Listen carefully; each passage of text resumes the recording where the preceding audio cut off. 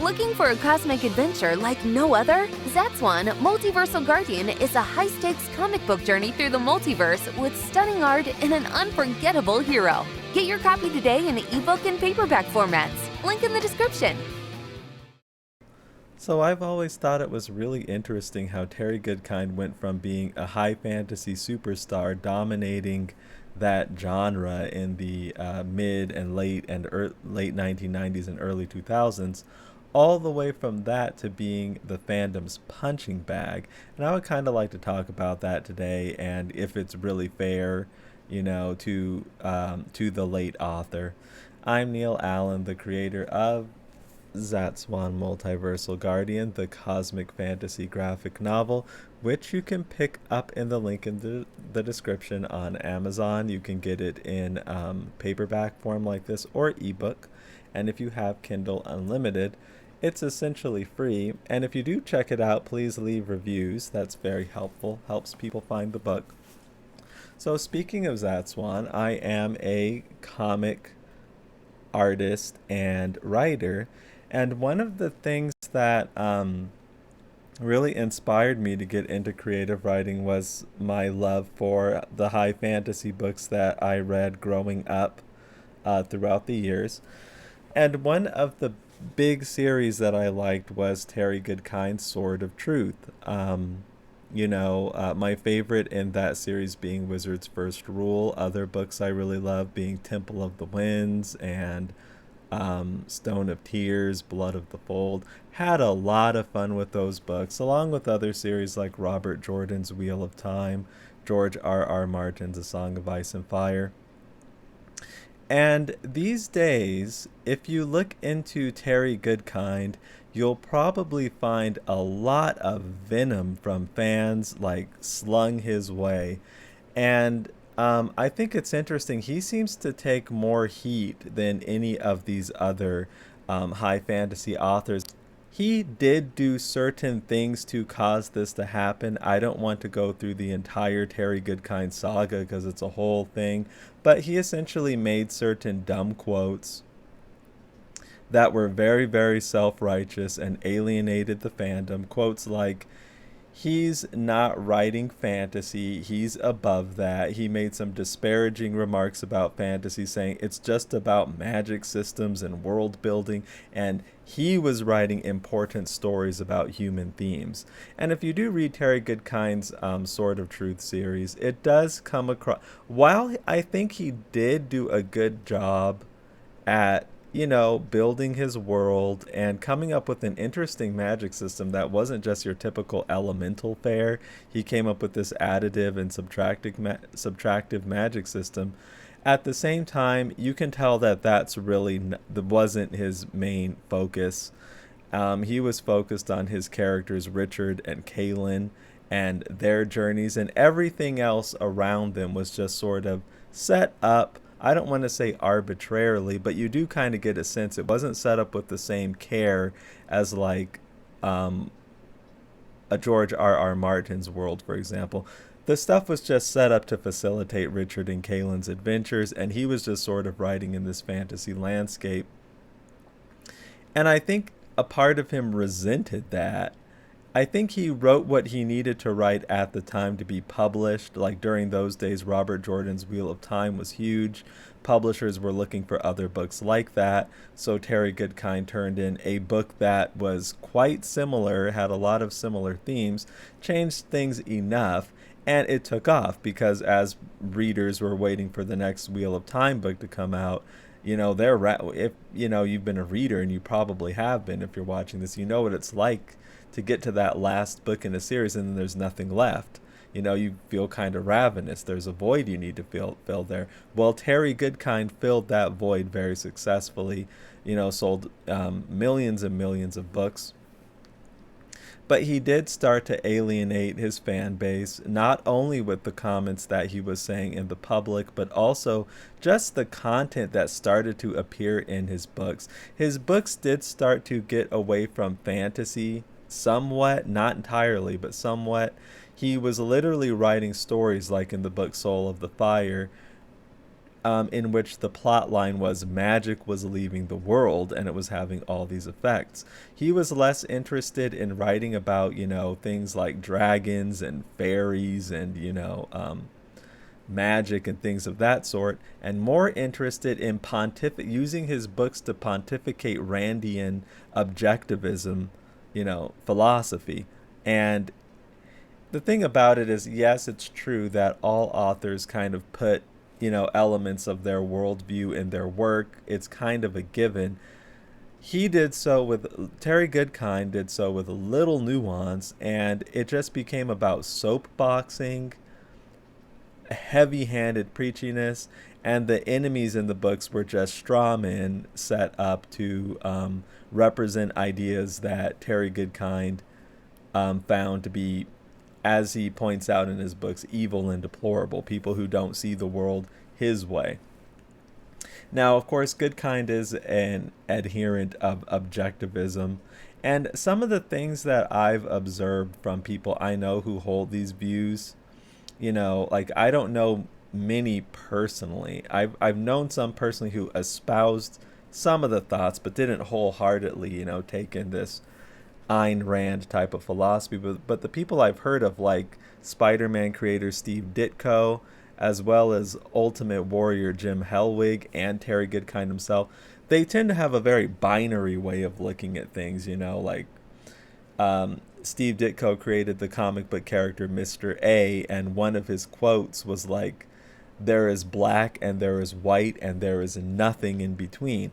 Terry Goodkind sees things the same way. It seems like his characters, Richard and Kaylin, are fully right, and anybody who thinks has different points of view than them are often fully wrong, and there's nothing in between. So another thing that was in this soapboxing he was doing in his books, he created these characters that were uncompromising, that you can even kind of pose are villains themselves, but they're heroes in their own story, or Terry's story. But the thing about it was being done unironically.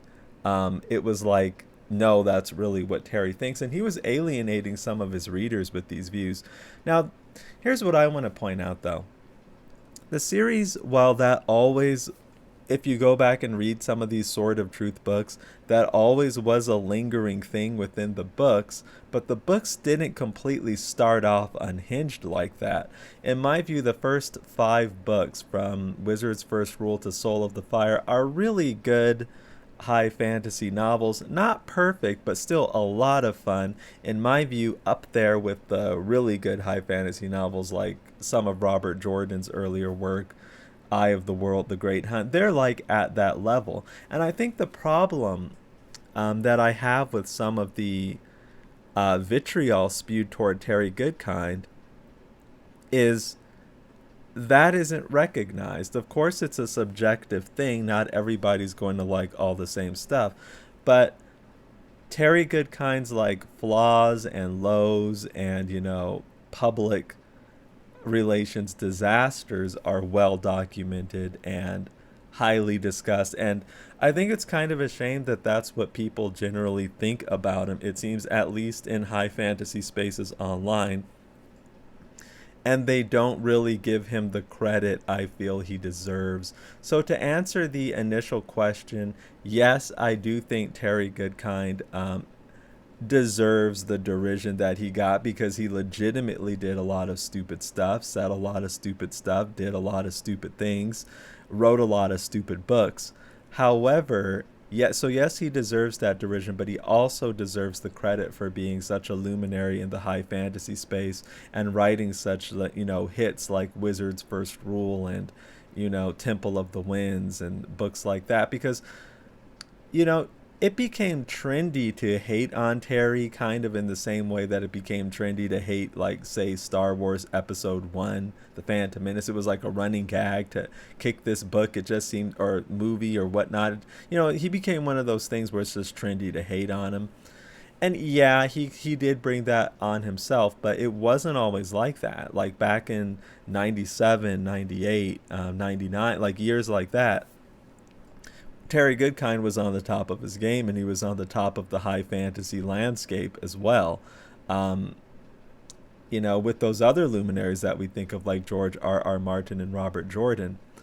And I think he deserves to be recognized by that, for that. And I do think he wrote legitimately good books.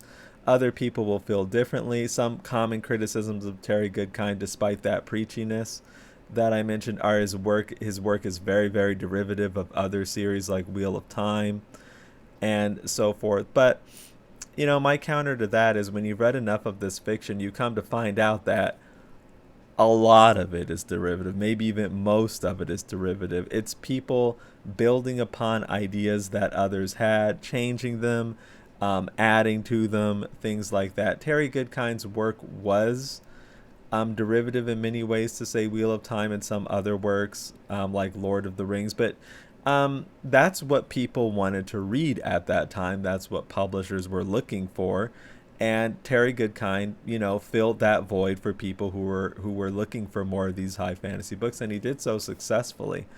And I think that when you really look at it, going back to that fair thing, Terry Goodkind did do a lot of stupid things, yes, but so did his contemporaries like Robert Jordan, who, people want to talk about Terry Goodkind's